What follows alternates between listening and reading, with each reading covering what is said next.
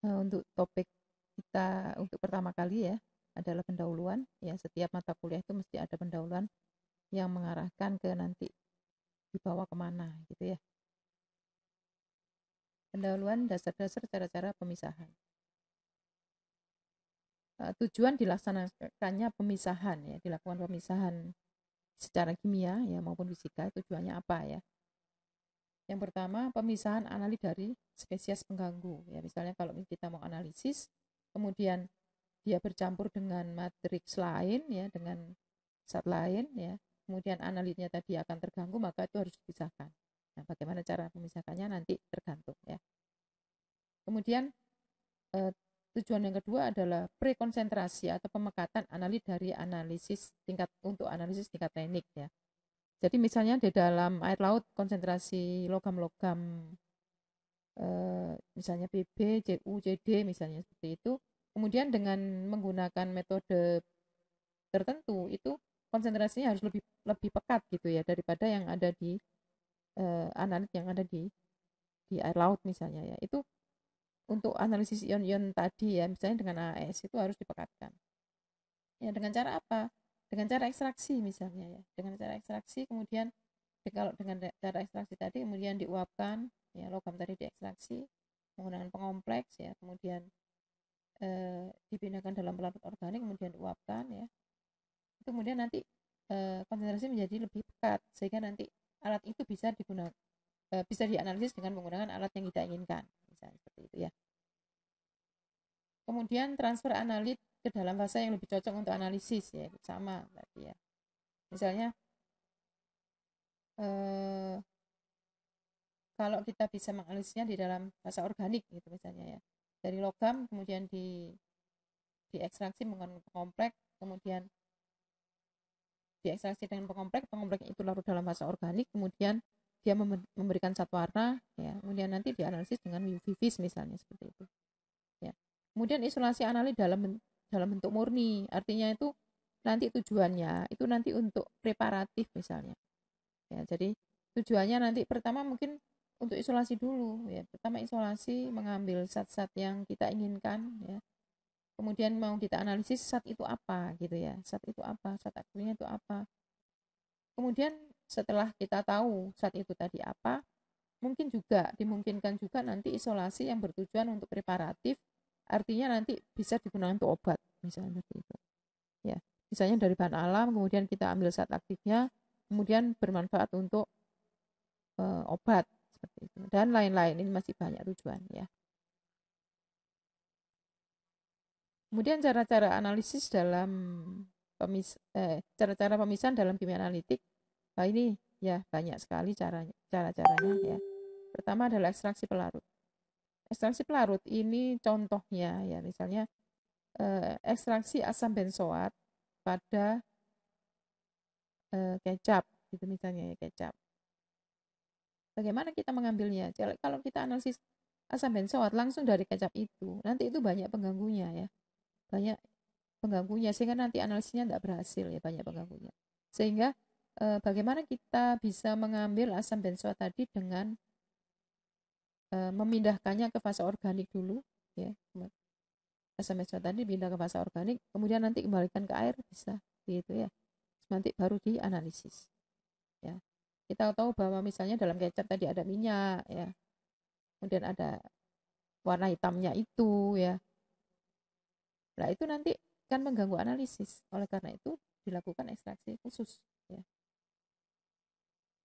Kemudian pengendapan atau presipitasi. Ini contohnya ketika kalian melakukan eh, praktikum analisis kualitatif yang kemarin, ya, yang semester lalu, ya, semester 3. Nah, di situ misalnya kalau kita ingin memisahkan campuran-campuran ion, itu kan dilakukan dengan cara pengendapan ya. Pengendapan sebagai garam H2S-nya gitu ya. Garam sulfidanya, garam hidroksidanya, kemudian eh, garam karbonatnya seperti itu. Sehingga mengendap kemudian kemudian dia dipisah-pisahkan, digolong-golongkan dulu baru nanti dipisah-pisahkan masing-masing satu individu dan kemudian baru dianalisis penetapan. Kemudian kopresipitasi. Kopresipitasi itu dia ikut mengendap, ya, ikut mengendap. Contohnya kalau misalnya air PDAM itu ya kan awalnya dari sungai ya, misalnya yang di Surabaya itu Tramakrusta. Nah itu bisa misalnya digunakan tawas ya, tawas nanti akan mengendap. Jadi dengan pemberian tawas akan mengendap, kemudian kotoran-kotoran yang lain itu ikut mengendap, sehingga dengan pemberian tawas tadi air menjadi jernih seperti itu. Ya, airnya akan menjadi jernih. Itu presipitasi diikuti dengan kopresipitasi dari zat-zat yang ikut mengendap. Kemudian elektrodeposisi.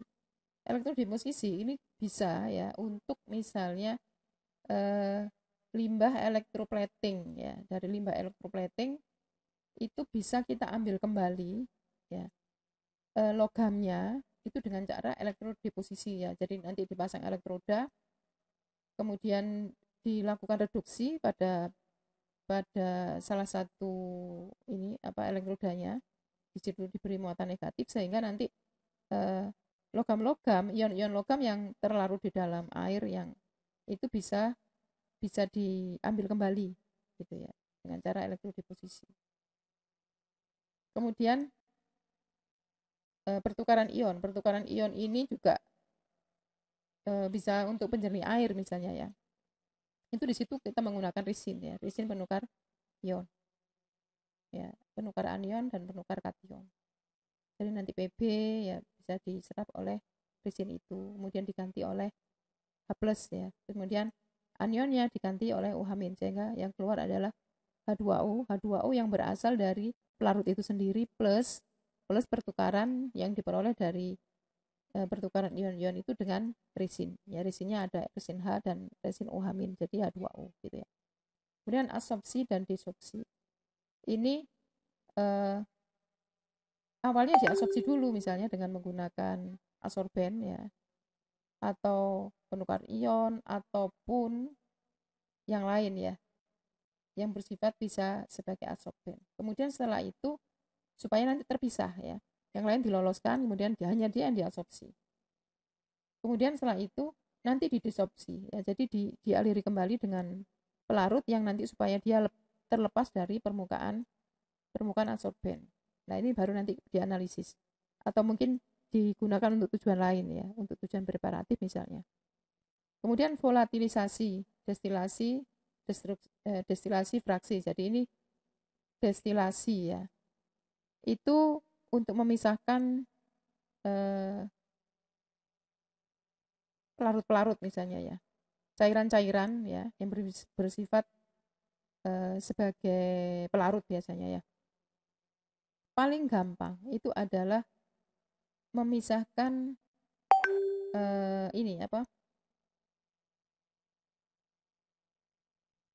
memisahkan crude oil ya dari minyak bumi itu ya. Jadi dari fraksinasi minyak bumi ya. Jadi dari yang paling mudah menguap sampai yang sangat sulit menguap ya. Dari aspal sampai nanti LPG. Ya, gas LPG itu kan awalnya dari satu campuran sebetulnya ya. Aspal untuk jalan ya bahannya, jadi dia sangat kuat dan tidak mungkin menguap ya. Kemudian sampai yang berbentuk gas ya. Jadi pada cair gas itu akan terpisahkan dengan cara ini. Kemudian adsorpsi ya, mirip dengan ini tadi yang sudah saya sampaikan. Jadi nanti zat-zat yang mau diambil itu dilakukan, atau racun ya itu diabsorpsikan begitu supaya nanti tidak mengganggu atau tidak mengotori lingkungan. Kemudian kromatografi yaitu nanti bisa dilakukan pemisahan dengan cara kromatografi maupun analisis secara kromatografi. Kemudian dialisis ini misalnya untuk cuci darah itu paling gampang ya. Itu jadi darah yang karena ginjal seseorang tadi tidak berfungsi dengan baik, maka darahnya dia kotor ya. Oleh karena itu dilakukan dialisis. Nah, dialisis ini nanti membran yang digunakan itu tentunya bisa menyerap bahan-bahan pengotor yang ada di dalam darah. Ya, misalnya ada amoniaknya, kemudian kreatinin, ada zat-zat lain yang meracuni tubuh. Nah, oleh karena itu dilakukan mencuci darah tadi ya. Jadi itu dialisis. Kemudian elektroforesis. Elektroforesis itu ada muatan positif dan negatif nanti ya, nanti zat yang mau dipisahkan misalnya kayak protein gitu ya, asam-asam amino, nanti yang kita beri buffer ya, jadi nanti ada yang nanti cenderung bermuatan negatif, ada yang cenderung bermuatan positif. Lah yang bermuatan negatif menuju ke arah positif, yang positif menuju ke arah negatif. Nah tentunya eh, dengan menggunakan buffer tertentu dan nanti mereka itu akan terpisah-pisah. Kemudian sentrifugasi, ya, yaitu misalnya campuran koloid gitu ya, koloid, suspensi ya dan lain-lain itu kita bisa memisahkannya dengan cara sentrifugasi. Ada lagi juga ultrasentrifugasi, tentunya di situ kecepatannya sangat tinggi sehingga partikel-partikel yang sangat halus ya itu bisa mengendap. Nah itu ya, jadi banyak sekali cara-cara pemisahan yang harus kita pelajari. Ini dasar-dasar pemisahan ya, secara mekanis dasarnya adalah ukuran partikel. Contoh pengayakan, penyaringan. Ya, jadi pengayakan seperti ini ya, jadi ukurannya mesh ya, nanti disusun ini yang paling bawah ini tentunya yang ukurannya paling paling ukuran partikelnya paling kecil, yang ke atas semakin besar. Ya, jadi nanti ini nanti yang ada di yang bawah sini ya, itu kan disaring yang terakhir itu dengan penyaring ini, itu tentunya yang paling halus. Kemudian yang di sini itu nanti partikelnya ada di sini, tetapi dia tidak lolos di sini. Kemudian yang saringan yang ukuran di sini itu nanti terakhirnya di sini, ya dia tidak bisa lolos ke sini. Jadi ada 3 macam ukuran nanti ya. Tapi tentunya tidak satu ukuran, sekian sampai sekian, sekian sampai sekian, sekian sampai sekian, begitu ya. Jadi nanti lolos ukuran 100 mesh misalnya, lolos ukuran 400 mesh, lolos ukuran 200 mesh, begitu ya. Semakin besar meshnya, angka meshnya itu menunjukkan semakin halus. Ya, semakin besar angka meshnya menunjukkan partikel semakin halus. Apa artinya mesh? Ya, misalnya begini, 1 inci persegi, ya ini gambaran kotak gitu, 1 inci persegi, sana 1 inci, 1 inci, 1 inci, 1 inci. Nah, untuk 100 mesh itu berarti di dalam kotak tadi itu ada 100 lubang. Nah, artinya 100 lubang itu tentunya lubangnya berdekatan ya, tidak boleh berjauhan, harus berdekatan. Ya, berdekatan. Kemudian kalau misalnya dia 200 mesh, berarti lubangnya itu jumlahnya 200. Berarti apa? Ukuran partikelnya lebih kecil. Apalagi yang 400 mesh. 1 inci persegi itu lubangnya isinya 400. Jadi itu sangat halus. Ya, sebenarnya sangat halus. Dan untuk membuat partikel yang halus itu juga membutuhkan mortar yang keras, yang punya kekerasan tinggi sehingga dia bisa halus. Ya, seperti itu. Kemudian penyaringan seperti biasanya ya, itu dilakukan seperti ini. Jadi di sini dipasang kertas saring.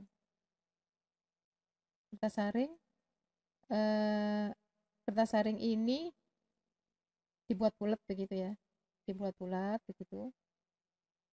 Nah, syaratnya dia harus lebih pendek ya, lebih pendek daripada corong ini harus lebih pendek. Kira-kira lebih pendeknya setengah senti lah ya begitu. Jadi nggak boleh melebihi atau sama. Jadi harus lebih pendek setengah senti. Kalau tidak nanti cairan di sini nanti takutnya keluar gitu ya, keluar ke sana takutnya. Jadi tidak boleh melebihi besarnya corong. Nah, bagaimana cara melipat ya? Sayangnya saya lupa tidak memberikan contoh itu ya. Ya, jadi kertas saring bentuknya bulat begini. Itu kita lipat jadi 4. Ya, pertama 1, kemudian yang kedua. Ya, bisa dibayangkan ya. Jadi bulat begini.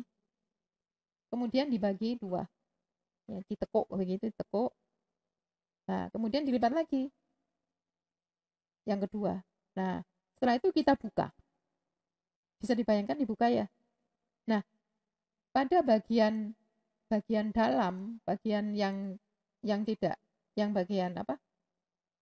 Yang tidak tampak di sini itu kita sobek sedikit untuk supaya aliran udara, untuk aliran udara ya, supaya nanti lancar ke dalam.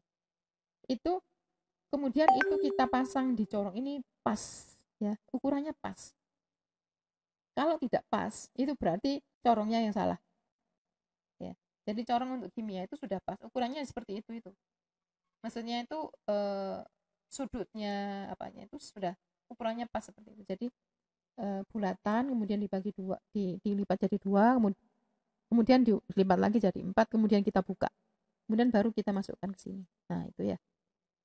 Nah ini juga harus diberi celah, ini harus diberi slit ya, supaya apa? Supaya lancar masuknya ke sini ya. Kemudian nanti kristalnya di sini ya, padatan di sini, residunya itu bisa diambil gitu ya. Yang ini namanya filtrat, karena apa, dari hasil saringan itu disebut filtrat.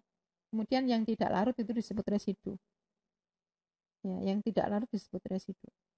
Kemudian endapan beda lagi, endapan itu dari misalnya 2 larutan yang dicampur kemudian mengendap, lah itu endapan ya, secara kimia seperti itu. Kemudian kalau residu kayak kopi itu ya, kopi hitam itu yang kemudian kita beri air ya, kemudian diaduk, kemudian ada sisa, itu namanya residu. Kemudian pengaruh gaya, yaitu gravitasi ya. Kalau didiamkan saja lama-lama kan dia juga bisa mengendap ya, itu dari cara memisahkan seperti itu. Kemudian sentrifugasi ya, jadi diputar dengan kecepatan tinggi, ada RPM-nya ya. Ada RPM-nya, jadi sekian putaran per menit itu artinya ya. Semakin kecil partikel yang mau dipisahkan, semakin besar RPM-nya yang dibutuhkan ya, karena dia memang dibutuhkan tenaga yang tinggi untuk dia terpisah gitu. Sentrifugasi.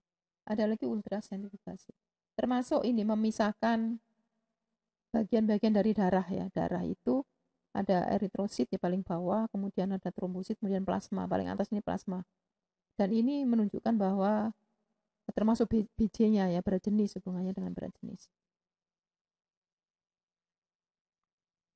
Kemudian pengaruh gaya yang lain adalah elektroforesis, yang ini tadi ya, yang untuk positif negatif tadi. Ini nggak kelihatan nih positif negatifnya yang mana ya. Nanti sampel taruh tengah sini. Kemudian nanti yang bermuatan negatif itu menuju ke positif, positif menuju ke negatif. Ya, jadi nanti akan membentuk pita-pita seperti itu. Ya, istilahnya itu pita ya, karena memang seperti pita. Kemudian perbedaan berat jenis. Mirip gravitasi, pemisahan terjadi dengan pengapungan dan pengendapan. Contoh seperti ini ya. Jadi campuran tadi itu dimasukkan ke sini, kemudian diputar begitu ya.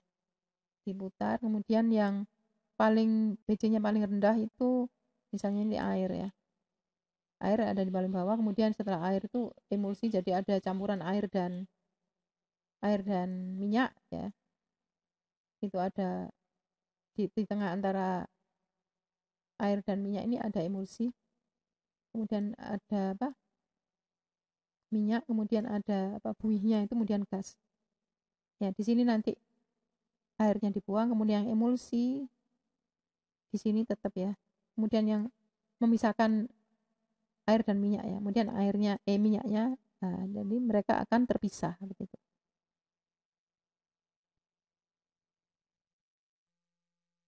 Dan kristalisasi.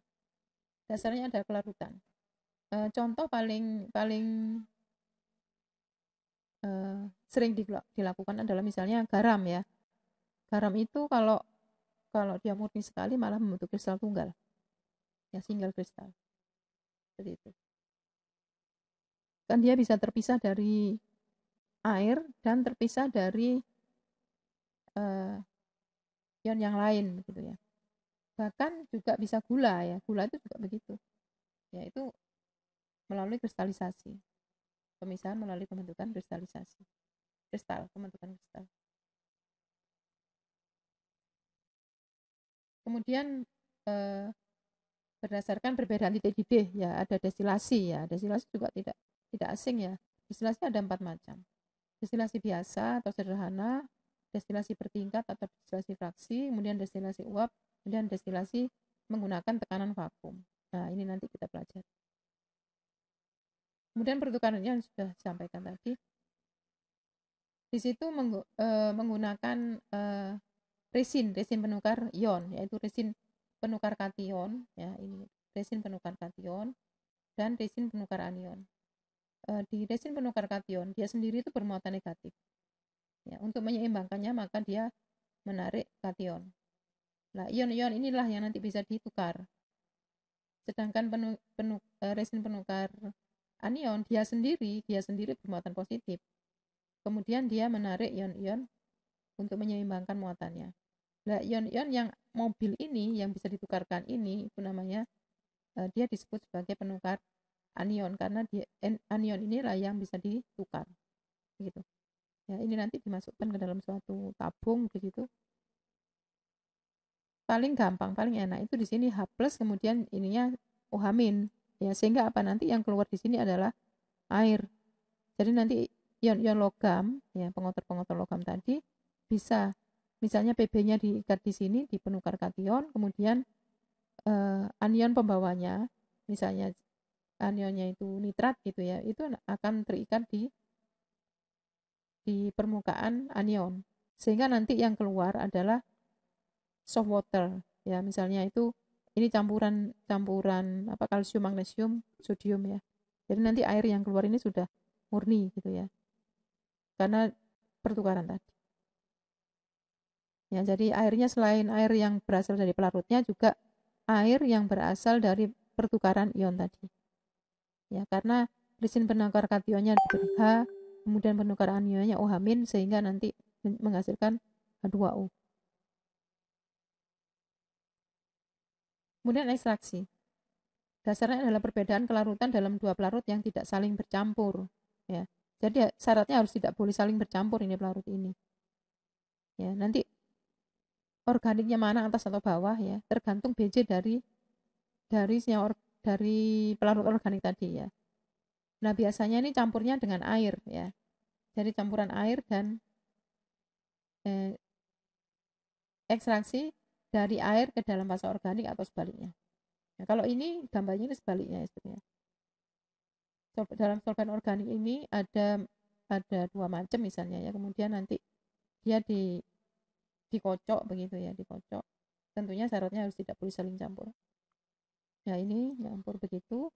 Kemudian nanti yang hitam ini akhirnya pindah yang ke air, kemudian yang hijau tetap di dalam fase organik. Jadi sehingga duanya ini akan terpisah. Kemudian kromatografi, komponen yang akan dipisahkan terdistribusi di antara dua fase yang tidak saling bercampur, yaitu fase diam dan fase bergerak. Ya, jadi nanti sampelnya ditotolkan di sini, namanya ditotolkan ya. Ini diberi garis begitu. Nanti untuk lebih jelasnya ada kuliahnya sendiri ya. Ada apa? Topik nanti sendiri ya. Jadi di sini ada L1, kemudian dengan L1 itu L1 tadi akan berjalan ke sana, maka dia akan terjadi pemisahan-pemisahan. Kemudian kromatografi yang modern seperti ini. Ya, kalau ini konvensional. Ya, paling tidak kita sudah tahu bahwa nanti komponen yang ada di dalam sampel kita ada berapa banyak. Ya, kalau ini kan 1, 2, 3, 4, ada 4. Kemudian sampel yang lain ada berapa gitu ya. Jadi mereka akan terpisah. Ya. Kalau ini dengan alat misalnya menggunakan HPLC. Untuk pendahuluan sampai di sini. Bila ada yang ditanyakan silakan.